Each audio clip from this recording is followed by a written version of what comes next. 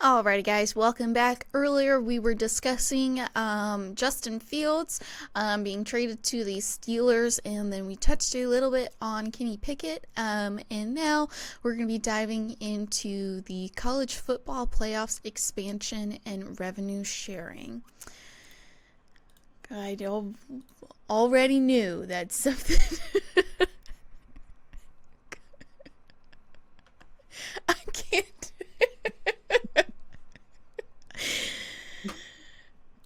Tate needs to have his Zoom chat taken away from him. I'm assuming that Tate is hungry and needs a snack. Because I just got a message that's all caps, feed me.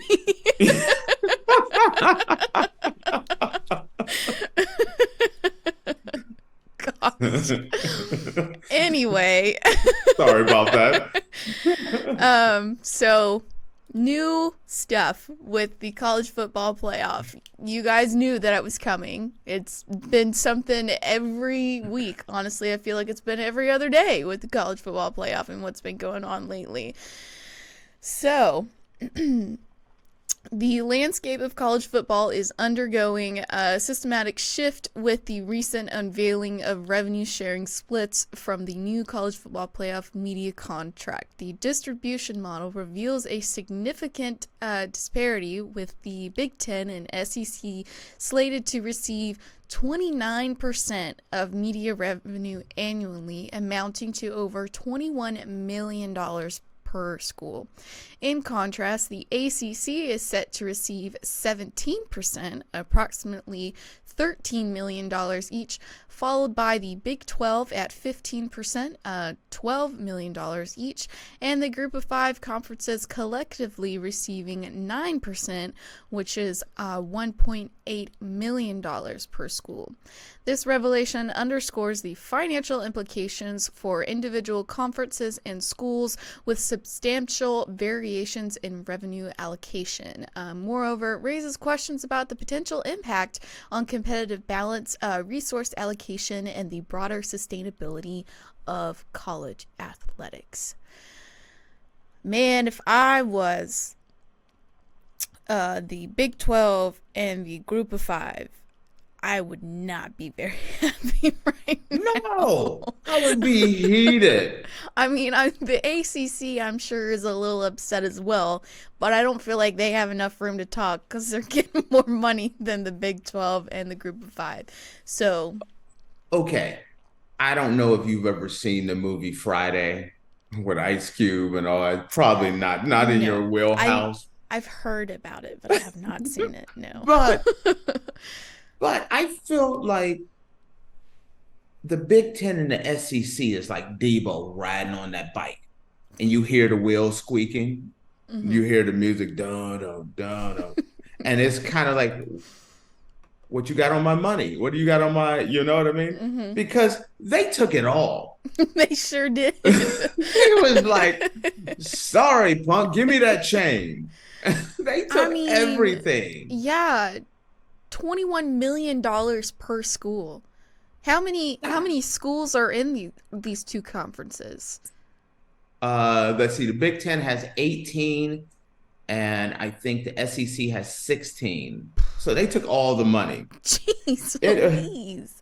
It works out to almost 60% of all the money goes to the SEC and the Big Ten. About 30% each, almost. Yeah. That doesn't matter. The way this is set up, let's say the Big Ten and the ACC's like, nope, we're not playing football this year.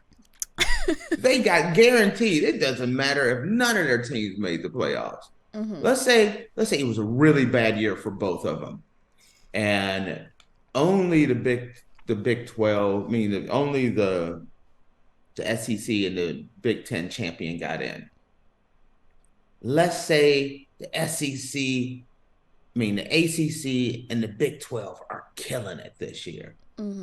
Get down to the Final Four, you got two ACC teams and two Big 12 teams, and the championship, it's a Big 12 championship. No one cares. 60% of that money still goes to those two conferences. Yeah. What people don't realize is, okay, this is a flat guarantee. $21 million per school for all Big Ten and SEC schools. $13 million for all ACC schools. $12 million for all Big 12 schools. And 1.8 million is divided up among the group of five, which is way more than everyone else. There's one caveat for this.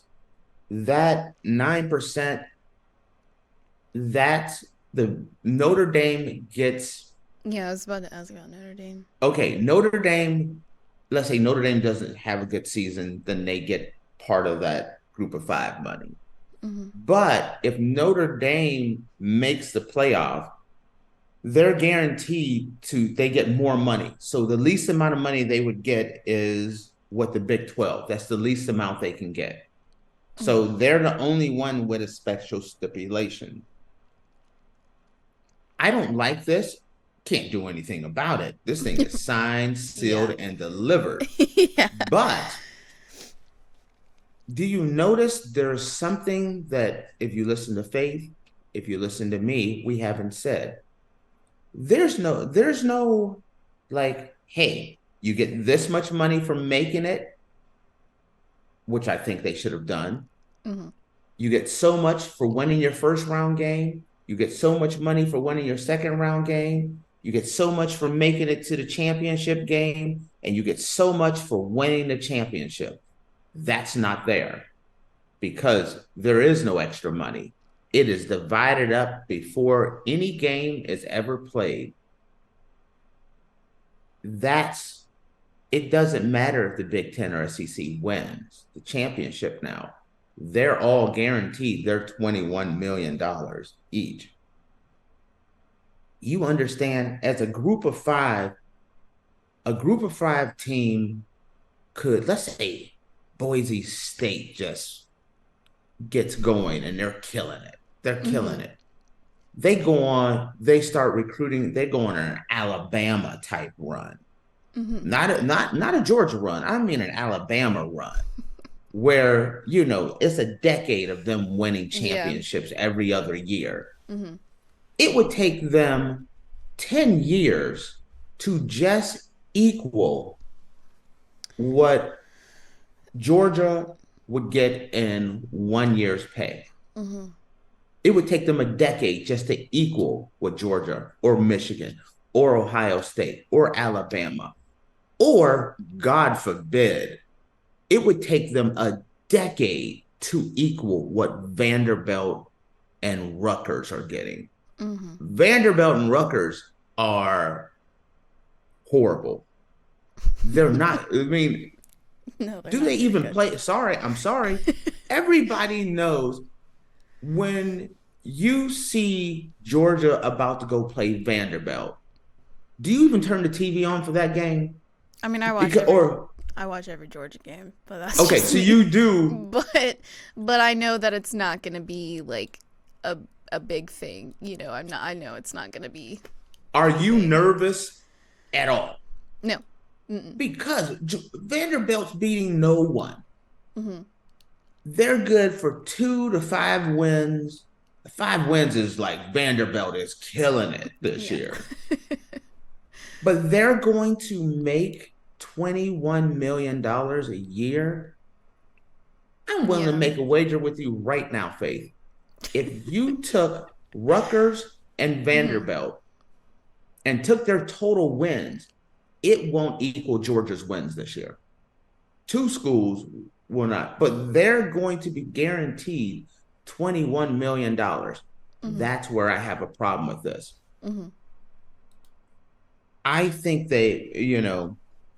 this situation made it so that the Big Ten and SEC are just exponentially going to be known as the bigger franchise. From this point, there will be no way to compete. The Big Ten is almost 80 to 100 million. The SEC's like 70 to 80 million a year guaranteed already with their television contract. Plus, they're guaranteed another $21 million on top of that. That's not ticket sales or apparel or advertising. That's just their television deal that they have. Their television deal, which goes for college football playoffs and the rights to their deal, everyone is going to make over $100 million. And the rest of these guys are going to be picking up scraps. In the world of the name, image, and likeness world, where you're paying players to come play for you, the balance of power has been tipped for good. It is no longer going to be competitive. Hey, Texas Tech got a really good quarterback. He's making $1 million a year. Well, guess what? Come on over to Georgia. We got some cheddar for you. And we're not talking about the kind you slice.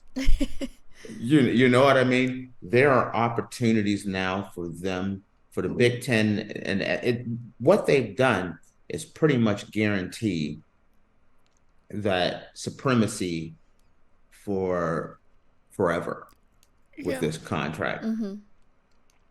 Now, this isn't over, because one thing they haven't decided on is the playoff format.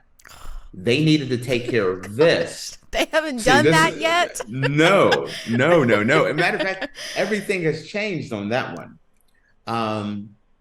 They had a deadline. They had to get this television money taken care of before ESPN pulled their offer.